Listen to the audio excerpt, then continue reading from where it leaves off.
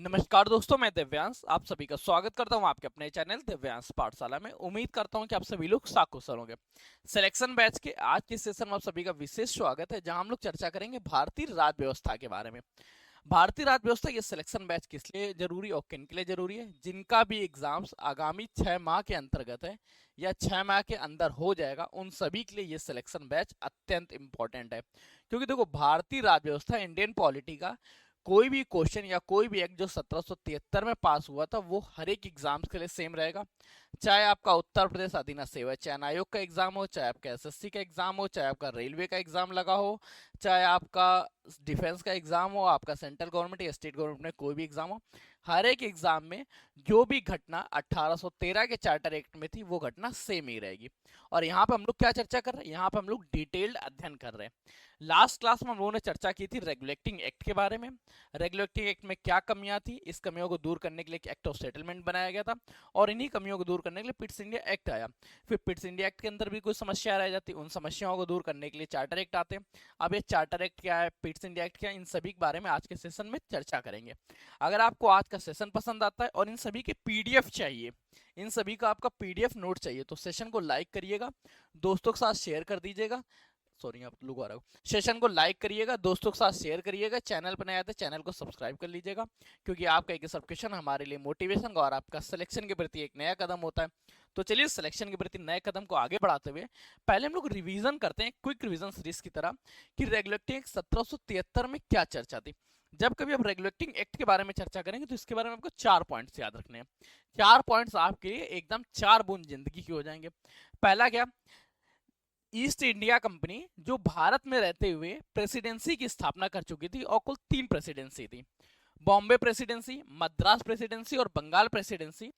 तो regulating act में क्या होता है? सबसे पहले बॉम्बे प्रेसिडेंसी और मद्रास प्रेसिडेंसी, इन प्रेसिडेंसी को रिपोर्ट करने को कहा जाता है कि आप लोग अब स्वतंत्र ना होकर आप बंगाल प्रेसिडेंसी के अधीन हो जाएंगे।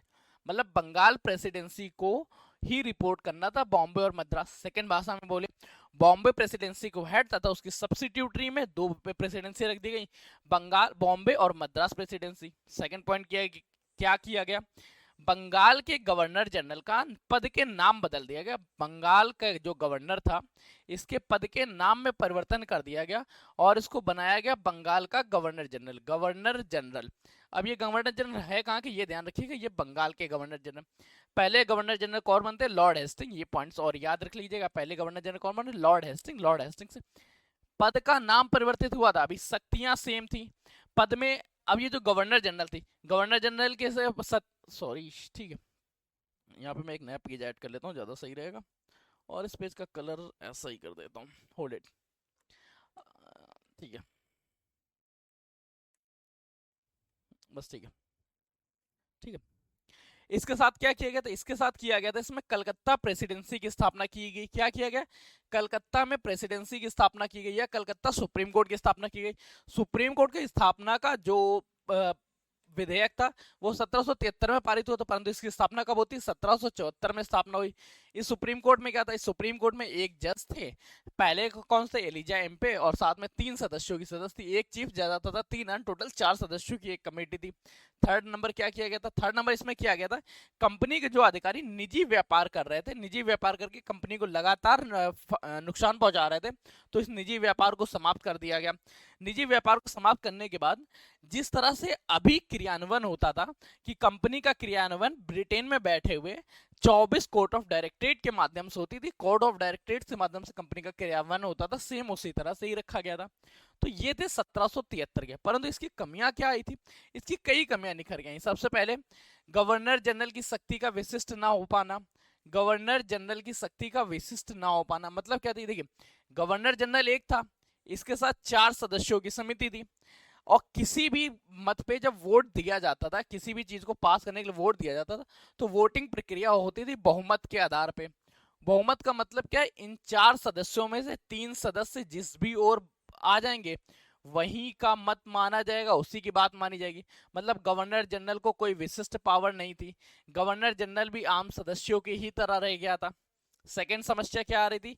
कि गवर्नर जनरल द्वारा, गवर्नर जनरल, जो गवर्नर जनरल कहाँ का रहेगा? ये गवर्नर जनरल रहेगा बंगाल का। बंगाल के गवर्नर जनरल तथा अन्य गवर्नर के मध्य शक्तियों का विभाजन नहीं था।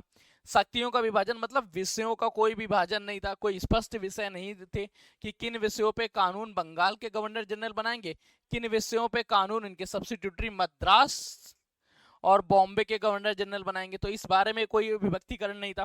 थर्ड पॉइंट्स में जो सबसे ज्यादा कमियां थी वो ये, तो सुप्रीम कोर्ट की जो स्थापना कर दी गई थी, ये सुप्रीम कोर्ट सदा ब्रिटेन के सदस्यों या ब्रिटिश सदस्यों का चहेता रहता था तथा ये भारतीय परंपराओं को, भारतीय आस्था के विषय में कोई भी बात नहीं करता था, भारतीयों के सापेक्ष में इसके निर्णय नहीं लेते थे। फोर्थ क्या था, सुप्रीम कोर्ट किसी अन्य पद पे चलना चाहता था। गवर्नर जनरल हाँ ठीक है, गवर्नर जनरल जो थे वो किसी और पद पे चलना चाहते थे, तो दोनों के क्रियान्वयन में भी लगातार मतभेद उत्पन्न हो रहा था। तो इन सभी मतभेदों को देखते हुए एक्ट ऑफ सेटलमेंट पास किया गया। एक्ट ऑफ सेटलमेंट का क्या काम था, एक्ट ऑफ सेटलमेंट का कार्य था कि 1773 में क्या पारित किया गया, ध्यान रखिए, नाम याद रखो, यहाँ पर लिखना चालू करो। क्या पारित किया गया, act of settlement. Act of settlement, act of settlement का काम क्या था, इसका छोटा सा काम था कि 1773 रेगुलेटिंग एक्ट 1773 में जो भी कमियां थी, इन कमियों को दूर करने के लिए, परंतु ये 1773 जो एक्ट ऑफ सेटलमेंट था, ये सारी कमियां नहीं दूर कर पाता है। इस वजह से फिर पिट्स इंडिया एक्ट को स्थापित करना पड़ा। पिट्स इंडिया एक्ट आता है। अब एक्ट ऑफ सेटलमेंट 1773 में देख लेते हैं, इसमें क्या चर्चा की गई। इसमें दो मुख्य विषय चर्चा किए गए। कितने, दो मुख्य विषय। दोनों मुख्य विषयों के बारे में ध्यान रखिएगा। पहला विषय क्या था, पहला विषय सबसे ज्यादा था रेवेन्यू से संबंधित, कि रेवेन्यू जो जनरेट होगा इसके विषय में क्या रहेगा। रेवेन्यू मैटर, रेवेन्यू से संबंधित सभी निर्णय लेने के लिए गवर्नर जनरल को स्वतंत्र किया गया। गवर्नर जनरल परिषद स्वतंत्र रहेगी। गवर्नर जनरल परिषद स्वतंत्र रहेगी। इसमें सुप्रीम कोर्ट का कोई भी दखल नहीं रहेगा। सबसे पहला कार्य किया गया एक्ट ऑफ सेटलमेंट 1781, ठीक है। एक्ट ऑफ सेटलमेंट 1781 में क्या किया गया, गवर्नर जनरल को या गवर्नर जनरल परिषद को थोड़ी शक्तियां दी गई कि अब सुप्रीम कोर्ट आपके रेवेन्यू के मैटर में कुछ नहीं बोलेगा। किस तरह से आप रेवेन्यू जनरेट कर रहे हैं, कितना जनरेट कर रहे हैं, इस काम के लिए गवर्नर जनरल व गवर्नर जनरल परिषद स्वतंत्र हो गई। पहला पॉइंट। सेकंड पॉइंट कहा गया कि गवर्नर सुप्रीम कोर्ट को, कि सुप्रीम कोर्ट जब भी निर्णय सुनाए तो निर्णय सुनाते समय भारतीय आस्था का ध्यान रखे, भारतीयों की आस्था का विशेष ध्यान रखे, भारतीय परंपराओं का ध्यान रखे। तो ये मुख्य कार्य करने के लिए थे सुप्रीम कोर्ट के लिए। भारतीयों की आस्थाएं अलग हैं, भारतीयों के रूल्स अलग हैं, भारतीयों के रिचुअल्स अलग हैं, भारतीयों के विषय अलग हैं। इन सभी विषयों पे ध्यान देने के लिए सुप्रीम कोर्ट को कहा गया। तथा भारतीयों में जो समाजवाद विस्थापित था कि हिंदुओं के लिए जब कभी निर्णय दिया जाए तो हिंदू एक्ट के तहत दिया जाए, मुस्लिमों के साथ जो भी निर्णय दिया जाए उनमें मुस्लिम एक्ट का ध्यान रखा जाए। सिर्फ ध्यान रखना था, परंतु अभी भी ध्यान रखना, इस सुप्रीम कोर्ट के निर्णय से वो सभी यूरोपीय बाहर थे जो भारत में निवास करते थे, अभी भी यूरोपियों को विशिष्ट दर्जा प्राप्त था। रेवेन्यू मैटर में गवर्नर जनरल परिषद की सुनी जाने लगी। सुप्रीम कोर्ट को निर्णय दिया कि भारतीय आस्था परंपरा और रिचुअल का ध्यान दिया जाए। ये दो कमियां तो सुधर गई, परंतु अभी भी कई कमियां विद्यमान थी। जैसे गवर्नर जनरल की शक्ति का विशिष्ट न होना, पद का नाम गवर्नर जनरल था, परंतु वहां पे चलती थी उनके सदस्यों के तहत। अगर सदस्य 3 हो जाए, वो किसी भी वोट पे किसी भी तरह का वोट दे सकते हैं और सुनी उनकी जाएगी, परंतु नाम गवर्नर जनरल का होगा। तो अब इन चीजों को सुधारने के लिए एक नया एक्ट लाया गया। इंडिया एक्ट के बारे में देखते हैं कि हकीकत में इसका नाम पिट्स किस तरह से पड़ता है। ये पिट्स इंडिया एक्ट क्यों, ये पिट्स कौन है, याद रखिएगा। पिट्स ब्रिटेन के तत्कालीन सबसे कम उम्र में प्रधानमंत्री बने थे, जिनकी उम्र मात्र 24 साल थी जिस वक्त ये ब्रिटेन के प्रधानमंत्री बने थे। इनका पूरा नाम क्या था, इनका पूरा नाम था विलियम पिट्स। अब जब विलियम पिट्स यहाँ के प्रधानमंत्री बनते हैं, ये भारत के लिए रूल्स बनाते हैं कि किस तरह से ईस्ट इंडिया कंपनी जो इस व्यापारिक कंपनी थी, अब इस व्यापारिक कंपनी पे ब्रिटेन गवर्नमेंट अपना आधिपत्य चाहती थी। आधिपत्य के लिए वो क्या क्या कार्य करती, उसी के परिप्रेक्ष्य में ये क्रम बनाया गया 1784 का पिट्स इंडिया एक्ट। इस पिट्स इंडिया एक्ट में क्या क्या समस्याएं सुधारी गई। सबसे पहले तो समस्या सुधारी गई गवर्नर जनरल परिषद की। अभी तक क्या रहता था कि गवर्नर जनरल तथा उसकी परिषद, इसकी परिषद में गवर्नर जनरल के साथ इसकी परिषद में कितने लोग थे, इसकी परिषद में 4 लोग होते थे। तो इस 4 सदस्य को हटा के सदस्यों की संख्या 3 कर दी गई। अब क्या रहा, अब एक गवर्नर जनरल तथा 3 सदस्य रहे और इस गवर्नर जनरल को वीटो पावर दे दी गई। वीटो पावर का मतलब क्या है? जस्ट सपोज आप किसी भी मत पे वोट पड़ना है और उस वोट में इन तीन में से केवल एक भी बंदा अगर तैयार हो जाता है तो क्या होगा? वो वोट 2/2 से इक्वल भी हो जाएगा, ट्राई हो जाएगा, डाई हो जाएगा। तो इस डाई के लिए क्या किया जाएगा? गवर्नर जनरल के पास विशिष्ट शक्ति रहेगी, वो इसे पास कर सकता है। अर्थात गवर्नर जनरल की पावर को पावरफुल बना दिया गया। पहला काम क्या हुआ? गवर्नर जनरल की पोस्ट को बूस्ट किया गया, गवर्नर जनरल की पोस्ट को पावरफुल बना दिया गया। गवर्नर जनरल परिषद में सदस्यों की संख्या 4 से कितनी कर दी गई? 3 कर दी गई। दोनों पॉइंट्स याद रखिएगा। गवर्नर जनरल की परिषद में सदस्यों की संख्या 4 से 3 की गई और गवर्नर जनरल की शक्तियों को बढ़ा दिया गया। ठीक, कहने की बातें है एक ही चीज, एक ही तरह से। सेकंड पॉइंट क्या आएगा? सेकंड पॉइंट जो पिट्स इंडिया एक्ट का था वो बड़ा इंपॉर्टेंट सा था, और वो इसलिए इंपॉर्टेंट बन जाता है क्योंकि कंपनी का अभी तक क्या था, ईस्ट इंडिया कंपनी पे केवल ईस्ट इंडिया कंपनी क्या थी? ईस्ट इंडिया कंपनी किस तरह शासन होता था कि पहले तो यहाँ पे एम्प्लॉय वर्क कर रहे थे, ये सभी एम्प्लॉय रिपोर्ट करते थे गवर्नर जनरल को, जो हेड होते थे। गवर्नर जनरल क्या कहते थे? गवर्नर जनरल 24 लोगों को रिपोर्ट करते थे। जो 24 लोग थे किस नाम से जानते थे? इन्हें हम लोग कोर्ट ऑफ डायरेक्टरेट के नाम से जानते थे। ये लोग निवास कहाँ करते थे? ब्रिटेन में निवास करते थे। अब जब गवर्नमेंट ने देखा, इस सरकार ने देखा कि इस तरह से प्रशासन सही तरह से नहीं चलेगा, तो कंपनी के दो भाग कर दिए गए। दो भाग कौन कौन से किए गए, किस तरह से किए गए? एक भाग किया गया कमर्शियल, जिनका काम था व्यापार करना, व्यापारिक क्षेत्र का अधिकार करना। दूसरा जो कंपनी का कार था, जिनका पॉलिटिकल कार था, पॉलिटिकल इकाई अलग कर दी गई। कंपनी की पॉलिटिकल इकाई व कंपनी के कमर्शियल कार्यों के लिए अलग अलग बॉडीज का निर्धारण किया गया। जिस बॉडी का काम कंपनी के कॉमर्शियल था उन्हें कोर्ट ऑफ डायरेक्टरेट के नाम से जानते थे, उन्हें सीओडी के नाम से कोर्ट ऑफ डायरेक्टरेट, यही 24 रहे थे। इसमें सदस्यों की संख्या भी सेम रही, इनका निवास स्थान भी सेम रहा। परंतु जिनका कार्य कंपनी पे कंट्रोल करना था, जिनका काम जिनका काम कंपनी पे कंट्रोल करना था, जिनका मुख्य कार्य था कंपनी का पॉलिटिकल निर्णय लेना, उनको बोर्ड ऑफ कंट्रोलर के नाम से जानते थे। किसके? Board of controller. नाम याद रख लीजिएगा, बोर्ड ऑफ कंट्रोलर के नाम से जानते थे। इस बोर्ड ऑफ कंट्रोलर में कौन कौन से थे, उनके नाम बहुत ज्यादा इंपॉर्टेंट हो जाते हैं क्योंकि ये आपसे पूछे भी जाएंगे। बोर्ड ऑफ कंट्रोलर क्या था? ये 6 सदस्यों की एक कमेटी थी, और ये 6 सदस्य में से कौन कौन से थे? इन 6 सदस्य में से एक जो होता था वो सेक्रेटरीट होता है। सेक्रेटरीट मतलब क्या था? ये ब्रिटेन के मंत्री होते थे। ब्रिटेन के मंत्री के साथ क्या थे? 4 प्रिवी काउंसिलर होते थे। प्रिवी काउंसिलर क्या? ये राजाओं द्वारा नियुक्त किए जाते थे, ये प्रिवी काउंसिलर होते थे। प्रिवी काउंसिल के साथ एक एक्सचेंजर होता था। एक क्या होता था? एक्सचेंजर।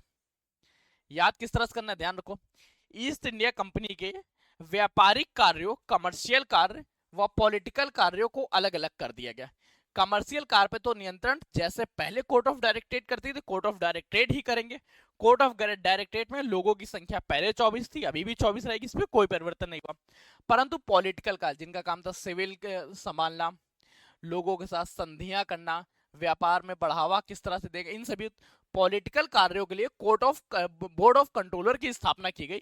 और बोर्ड ऑफ कंट्रोलर में 6 सदस्य होंगे। ये 6 सदस्य कौन होंगे? एक सेक्रेटरीट होंगे, जो कौन? ब्रिटेन के मंत्री होंगे। 4 प्रिवी काउंसलर होंगे। ये प्रिवी काउंसलर क्या है? प्रिवी काउंसलर का मतलब ये राजा द्वारा निर्धारित किए जाएंगे। और एक एक्सचेंजर होगा। अर्थात अब कंपनी ने, अब गवर्नमेंट ने, ब्रिटेन की गवर्नमेंट ने, ब्रिटिश गवर्नमेंट ने ईस्ट इंडिया कंपनी पे अधिकार स्थापित करना प्रारंभ कर दिया। ईस्ट इंडिया कंपनी को दो भागों में तोड़ दिया गया। दोनों भागों पे नियंत्रण के लिए एक सिरे पे खुद बैठ गई और एक सिरे पे कंपनी के जैसे कहा था वैसे करती रही। परंतु अब धीरे धीरे क्या होगा? ये कोर्ट ऑफ डायरेक्टरेट खत्म करके ये कंपनी की जगह ब्रिटिश गवर्नमेंट की इकाई बन जाएगी। और इसके साथ एक काम और किया था, जो काम बड़ा शोभित होता है और अच्छा था। अभी तक क्या था? अभी भारत को भारतीय क्षेत्र ना बोल के east India company territorial area बोला जाता था। ईस्ट इंडिया कंपनी के टेरिटोरियल के नाम से जाना जाता था। परंतु इसके बाद इसको ईस्ट इंडिया टेरिटोरियल ना बन के ब्रिटिश प्रोविंस एरिया बोला जाने लगा। क्या बोलने जाने लगा?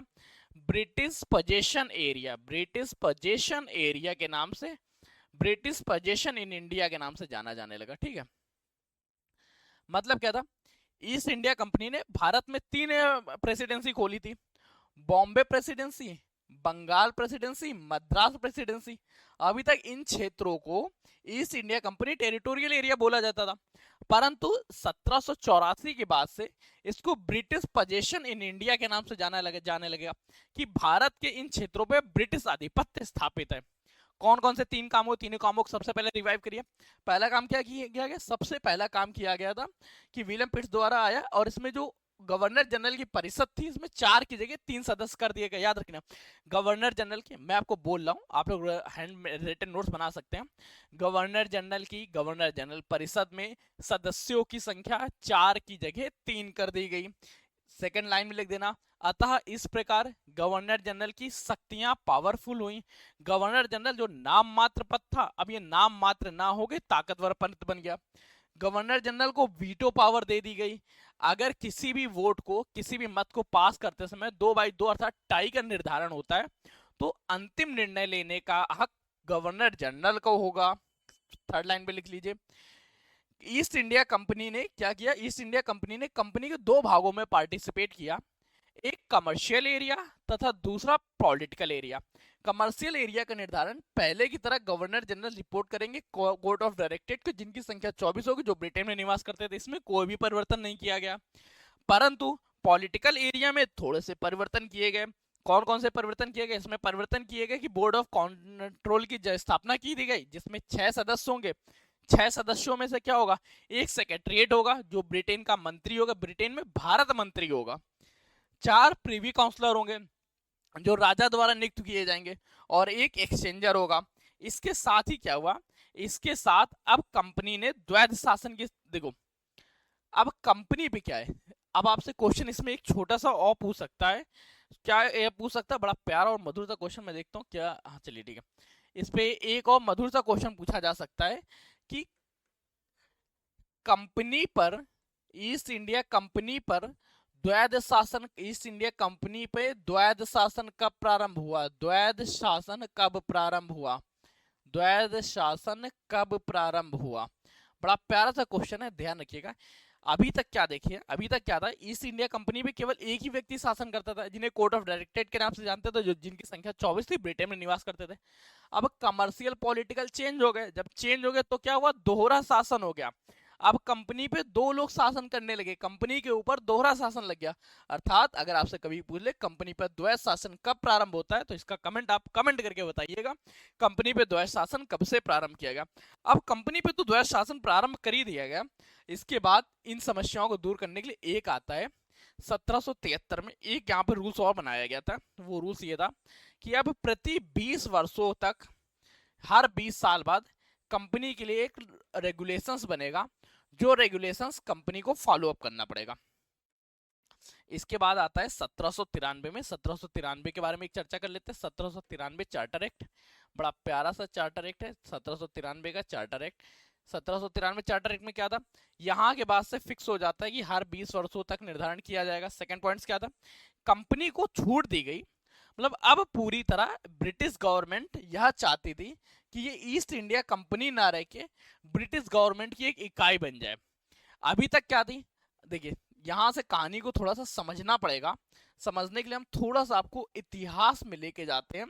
जब आप इतिहास पढ़ेंगे तो इतिहास में आपको एक चीज समझ में आएगा, बड़ा प्यारी सी चीज समझ में आएगी कि जब 1800 के आसपास की बात आती है, 1800 क्या 18वीं शताब्दी, 1740 की बात, 1740 में क्या होता है, यूरोप में इंडस्ट्रियल रिवॉल्यूशन हो जाता है। इंडस्ट्रियल रिवॉल्यूशन का मतलब क्या है, औद्योगिक क्रांति हो जाती है। औद्योगिक क्रांति के फलस्वरूप क्या होता है, यहाँ पे लगातार नए नए ट्रेड्स की स्थापना हो रही थी, नए नए इंडस्ट्रीज की स्थापना हो रही थी।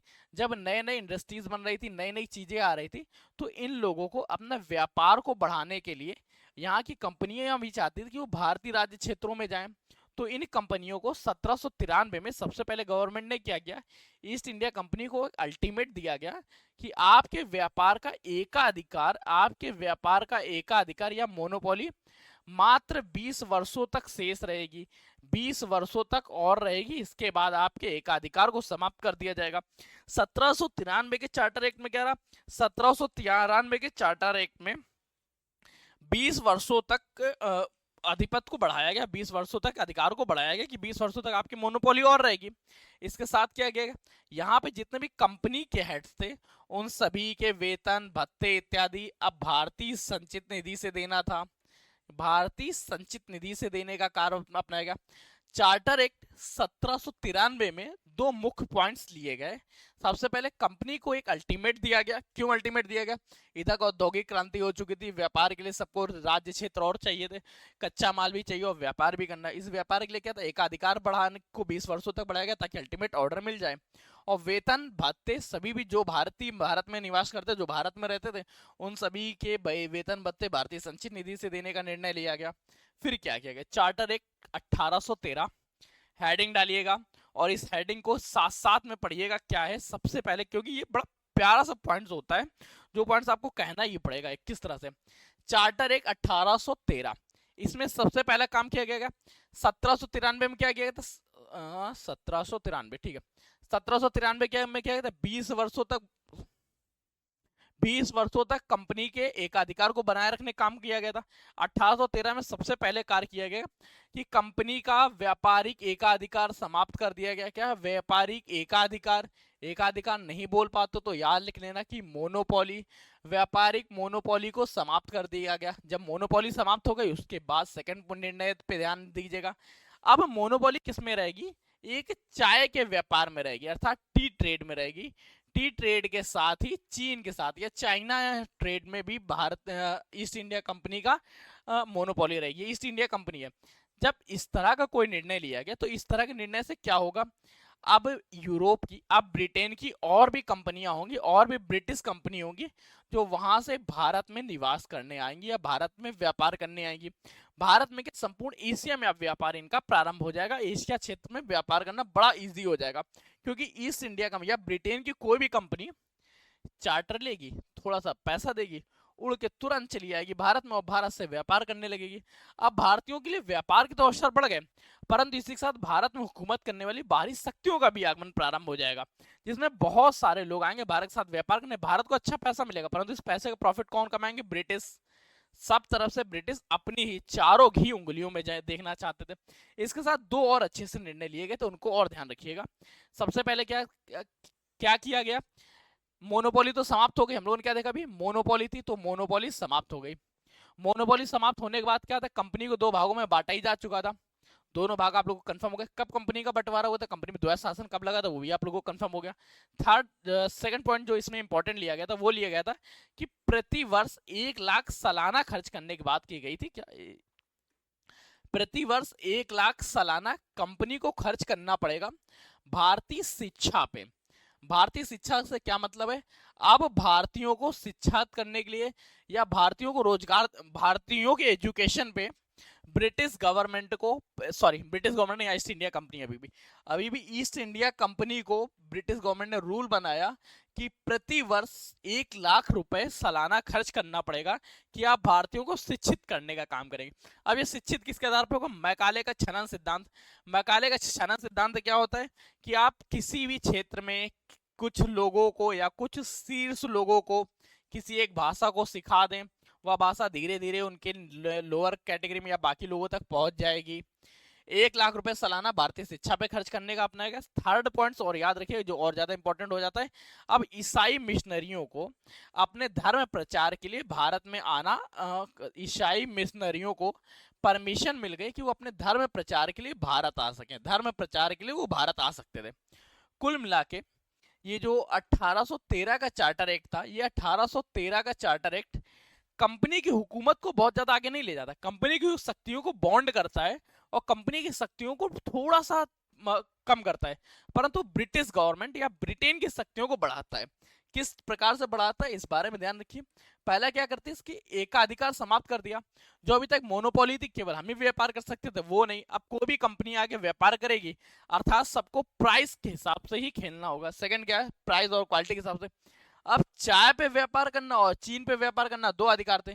चाय पे व्यापार डचों का बहुत फेमस था, ब्रिटेन में डचों की चाय बहुत फेमस थी, इस वजह से इनकी चाय की कुछ खास कीमत बची नहीं थी, चाइना के साथ व्यापार केवल बचा था।